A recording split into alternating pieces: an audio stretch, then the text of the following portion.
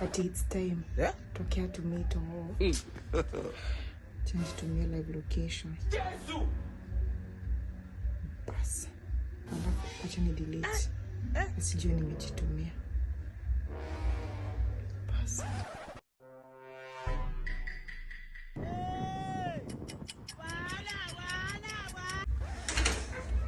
Boys, nilisema je story ya Ashtray? Ni makosa tulifanyika. Makosa gani imefanyika? Usijali, ni makosa. Hebu nisaidie simu yangu. Ndio simu yako chukua. Hii Ashtray rudi kuweka hapo utanichomea nyumba. Connecting. Ana fanya aje?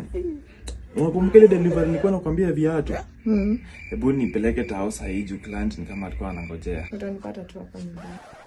Yaani yule mwanaume anadhani mimi ni mjinga. Anadhani mimi ni mtoto, si ndio? Wacha nivae viatu nimfuate hiyo delivery tufanye na yeye. Mimi ndio yule.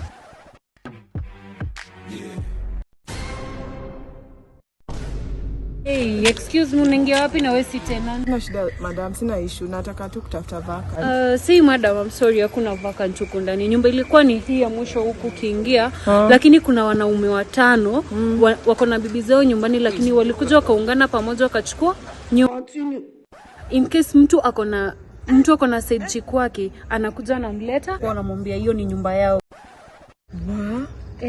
You mean wao wako na mabibi nyumbani but wame rent hii nyumba ya kuleta tu side chicks?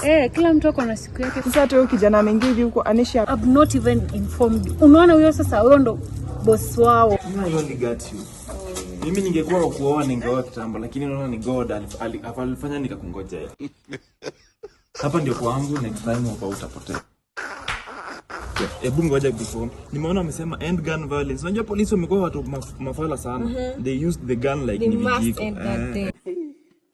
Wanarudi. Unajua hapa ndio kwangu kiateka. Sawa, okay. Sawa. Ndio delivery. Mpaka ukabeba handbag yangu kamleta. Wait, babe.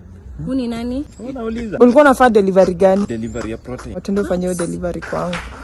Twende.